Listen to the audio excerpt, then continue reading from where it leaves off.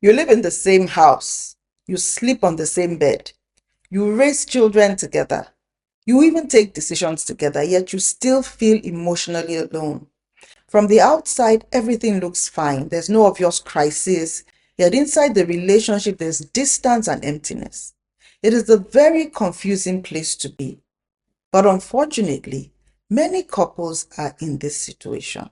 Love is emotional availability, and presence does not equate to emotional availability. Without emotional availability, love will feel empty, even when two people are physically present. Now, whether spouses are checked out emotionally, or perhaps they never even offered any emotional connection in the first place, your love will ultimately die when there's no emotional availability.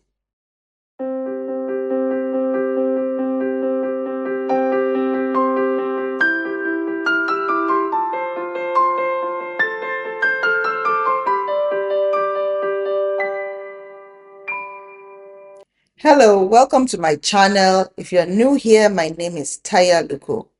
On this channel, I talk about healthy relationships and building emotionally safe homes where love can actually grow and thrive. The entire month of February, I'm focusing on love, not just romance, not just attraction, but the emotional foundations that help love survive real life pressures so that you can enjoy and not endure your marriage. Now, sometimes couples don't struggle because of one person being physically absent. They struggle because one or both partners are not present in the relationship emotionally. And most times, this is not intentional. It's not wickedness. It's not lack of love. Most times, it's simply a lack of emotional capacity. It could also be exhaustion or patterns learned long before you met each other and got married. So, what exactly is emotional availability? It means being mentally present, not just hearing words, but actually listening. Not scrolling through your phone while your spouse is pouring out their heart to you, not being half present. It means being emotionally responsive. Now, when your spouse shares joy, fear, frustration, or sadness, you engage with it instead of brushing it aside. It also means willingness to engage instead of shutting down, willingness to stay in the conversation even when it is not comfortable. And this is not always easy, but I tell you, it is so worth it. The thing is, many of us grew up in homes where expressing emotions was not even a thing. If you cried, you were told to toughen up. If you spoke up, you were shut down. If you expressed your needs, you were labeled as being forward. And so we ended up learning to practice emotional shutdown. And other people learned to stay busy. For some, work became their safe place. Achievement became the language they understood. Productivity felt safer than vulnerability. You also find out there are people who feel things deeply, but they don't have the words. So they retreat because they were never taught emotional vocabulary, and they have also not learnt it as adults. They have not taught themselves. They enter marriage or relationship where emotional presence is required, and they freeze. Not because they don't care, but because they don't know how to be emotionally available. The outcome? Your spouse feels unseen, unheard, unloved, and lonely. And loneliness inside marriage can even be worse than being single. Now, this is what every couple must know. Physical presence is not enough. Let me say it again.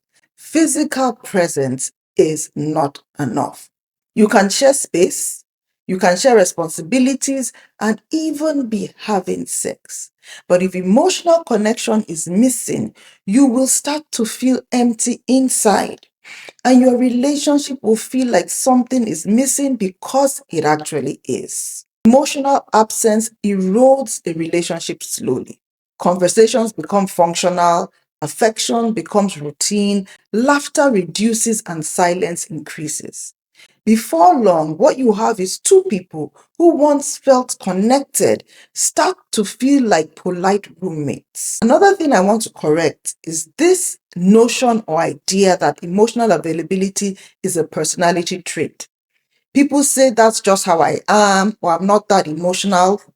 That is not a personality. That is an underdeveloped emotional skill, and skills can be taught. So there's no excuse. Now, in my own journey over the years, I've seen how easy it is to slip into emotional absence without even realizing it. Life begins to happen and gets busy, children arrive, career demands attention, stress piles up. Honestly, life can be tough at times. And you just assume that you both understand that you love each other, so you stop expressing it intentionally. Then one day, someone says, I feel alone. And you are shocked because you thought everything was fine. You might even get upset because they sound ungrateful. But it's not ingratitude.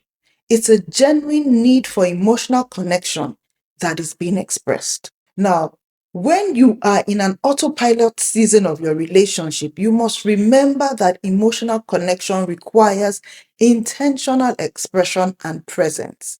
It does not maintain itself automatically. Now, if any part of the information I've shared in this video reflects your own present circumstance, please know this.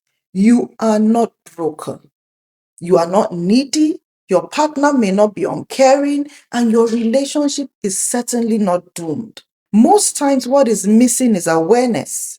Sometimes it could be skills. Sometimes what you need is support. And all of those things can be worked on. Emotional availability is not about becoming overly dramatic. It's not about constantly talking about your feelings. It's simply being reachable emotionally and being able to connect deeply. If you would like support, counseling, or coaching around your relationship, don't hesitate to reach out.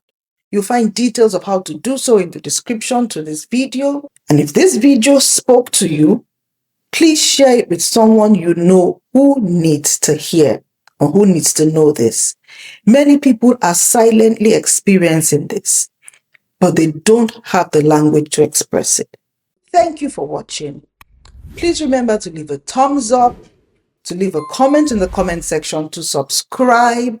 God bless you. I will see you in the next video. Bye bye.